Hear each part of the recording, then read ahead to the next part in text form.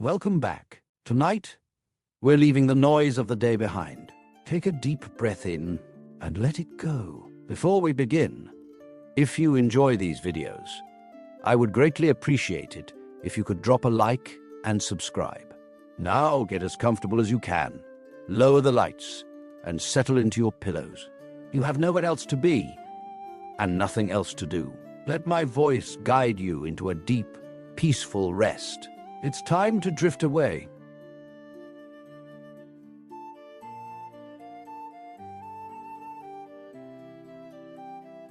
Look at the folklore of any isolated ancient civilization, and you will find a common architecture of the mind. We expect differences. We expect their gods, their creation myths, and their heroes to look wildly different, shaped by the unique landscapes they inhabited.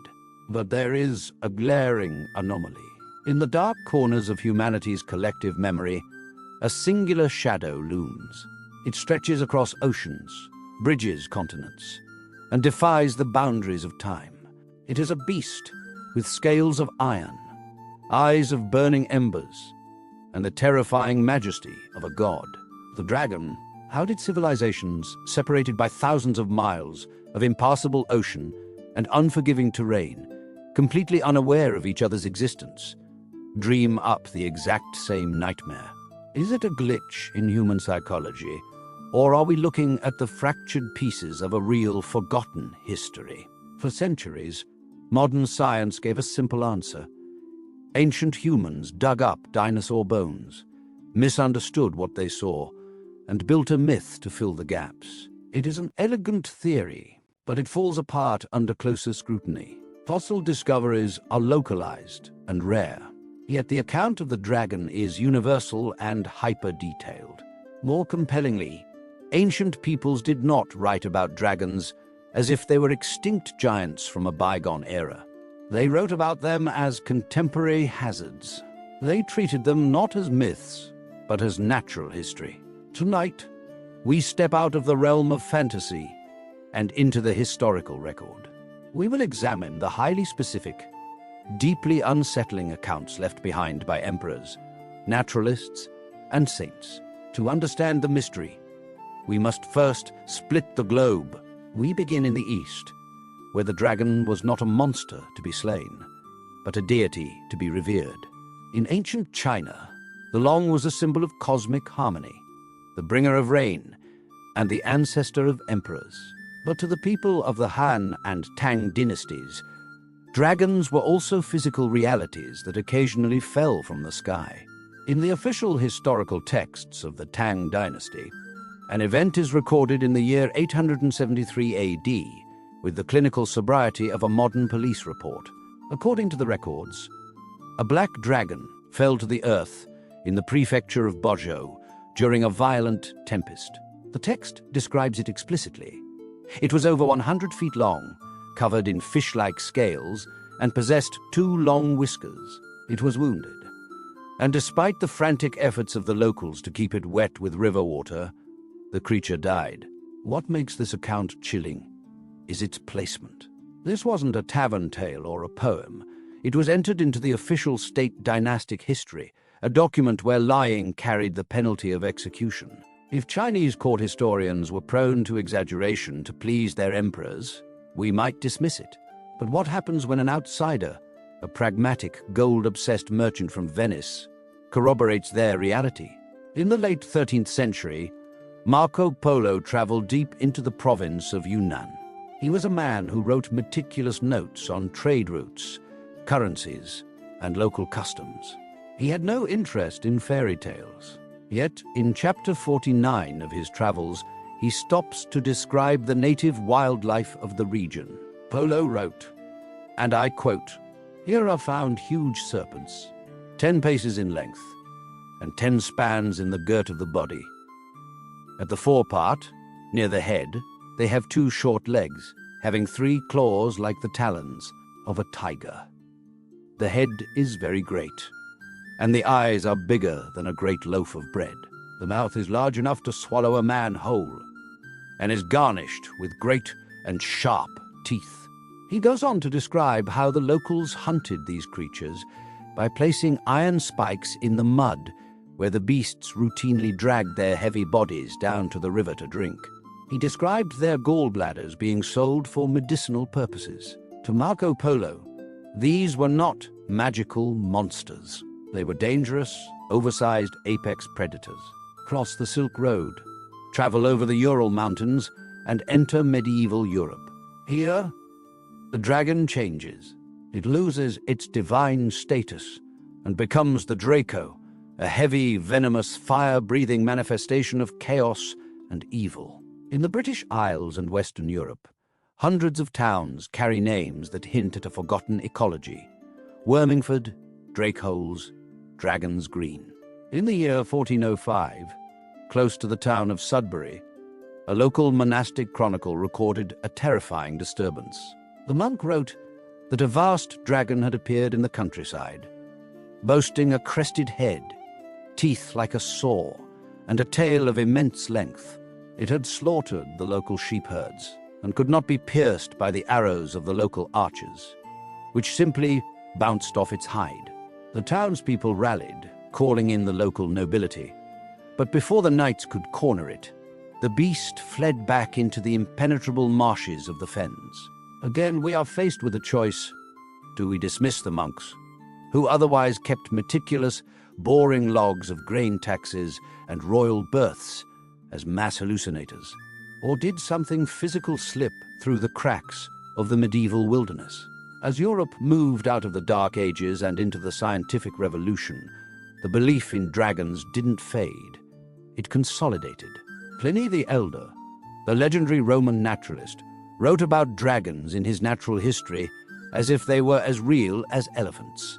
Centuries later, in the 16th century, Conrad Gessner, the father of modern zoology, published his masterwork, the Historiae Animalium. Gessner categorized the dragon right alongside the lion, the whale, and the horse. To the earliest scientific minds of Europe, a world without dragons was completely unthinkable. They weren't a symbol of the supernatural. They were simply a rare, reclusive animal that lived in the parts of the map labeled terra incognita. The tracks of the serpent do not stop at the edge of the European fens or the rivers of China. If we turn our gaze to the ancient Near East and the arid expanses of the Levant, the historical accounts take on an even more terrifying, localized reality. Here, in the cradle of civilization, the beast was known as something intimately tied to the harsh, unforgiving landscape. Consider the records of the ancient kingdom of Babylon. To the Babylonians, the Mushusu was a physical dragon covered in scales, sporting the hind legs of an eagle, the forelegs of a lion, and a long, horned serpentine neck. Today, we look at the famous Ishtar Gate, reconstructed in modern museums, and we notice something peculiar. The gate features pristine, low-relief brick carvings of three animals: the lion, the aurochs, an extinct wild bull, and the dragon. The ancient Babylonians did not carve creatures of fantasy into their primary city defense walls. They carved the dangerous, powerful animals they coexisted with or feared. To them, the dragon was a native inhabitant of the marshy fringes, where civilization ended and the unknown began. As the centuries rolled forward, the accounts shifted from the desert sands to the open, treacherous oceans. During the Age of Discovery, as human beings pushed further into the Atlantic, Indian, and Pacific Oceans, the historical record became saturated with sightings from seasoned mariners, men whose livelihoods depended entirely on their ability to accurately read the waters. In the early 1500s, the Portuguese explorer Olaus Magnus mapped the Nordic seas. On his famous Carta Marina, he didn't just illustrate shipping lanes. He meticulously documented the habitats of colossal, scaled marine reptiles. He described a massive serpent, 200 feet long, that lived in the caves along the coast of Norway. According to Magnus and the local fishermen he interviewed, this beast would emerge on clear summer nights to devour calves, sheep, and swine, or upset ships by rearing straight out of the water. Once again, we are tempted to mock these accounts as the hallucinations of lonely sailors suffering from scurvy or staring too long at giant squids. But the descriptions are maddeningly consistent. They describe a creature with heavy overlapping scales, a mane of coarse hair or ridges along its spine, and eyes that glowed like fires in the night. What happens when these accounts don't just exist as stories, but as physical commerce? Throughout the medieval period and well into the 18th century, a thriving international trade existed for a substance known across pharmacies in Europe and Asia as dragon's blood or dragon bones. In Europe, apothecaries proudly displayed what they claimed to be the dried tongues, blood, and teeth of dragons, sold at exorbitant prices to monarchs and wealthy nobles for its supposed miraculous healing properties. In China, dragon bones, longu, were dug out of clay banks, ground into fine powders, and used in traditional medicine to cure everything from madness to heart ailments. While modern paleontologists have successfully proven that many of these Chinese dragon bones were actually the fossilized remains of ancient mammals, like the three-toed horse or the woolly rhinoceros, the sheer volume of the trade tells us something vital about the human psyche. For thousands of years, our ancestors actively went looking for the physical remnants of this creature. They expected it to be real. They commodified it. They built industries around its anatomy. Even the early pioneers of the Royal Society of London, the very bedrock of modern, skeptical Western science, could not fully shake the physical reality of the beast. In the late 17th century, reports flooded into the society regarding a winged serpent killed by a local woodsman in the hills of Essex. The creature was reportedly the size of a young calf, possessed two thick leathery wings, and emitted a foul, venomous stench that made the local cattle sick. The Royal Society sent investigators to examine the claims. They didn't find a demon, and they didn't find a ghost. They interviewed sober, working-class witnesses who all described a physical reptile that had briefly disrupted the local ecology before being destroyed. We are left to grapple with a profound historical mystery. If the dragon is purely a product of human imagination, it is the most highly coordinated, cross-cultural, multi-millennial conspiracy in the history of our species. It is an idea that refused to die, surviving the fall of Rome, the rise of the printing press, and the dawn of the telescope. Before the maps were fully colored in, before the forests were cleared for factories and highways, the edges of our world belonged to something else. Every traveler who ventured past the safety of the town gates knew the risk. They didn't fear abstract concepts of evil. They feared sharp teeth, heavy scales, and the dark, silent places where human footsteps had not yet claimed the earth. If this were merely an exchange of ideas between Europe and Asia via trade routes, the mystery could be solved by cultural diffusion. But the dragon's footprint extends far deeper. In the Americas, thousands of miles away from any European knight or Chinese emperor, the Maya and Aztecs worshipped Quetzalcoatl, the feathered serpent. He was a colossal flying reptile who controlled the winds and created humanity. In Australia, the oldest continuous living culture on Earth, the Aboriginal people have spoken of the rainbow serpent for at least 10,000 years. This massive reptile is said to reside in deep, permanent waterholes, carving out the ridges and valleys of the Earth as it moves. Everywhere we look, across every ocean, the story remains fundamentally unchanged. A massive, scaled reptilian entity possessing supernatural or apex predator dominance over its environment. How do we explain this global convergence? Anthropologist Dr. David E. Jones proposed a groundbreaking and brilliant scientific theory. He suggested that the dragon is not a real animal made of flesh and bone, but an evolutionary ghost embedded directly into our DNA. For millions of years, our primate ancestors had three main predators: large cats, birds of prey, and venomous snakes. The creatures that survived were the ones who possessed an instinctual, hardwired fear of these three threats.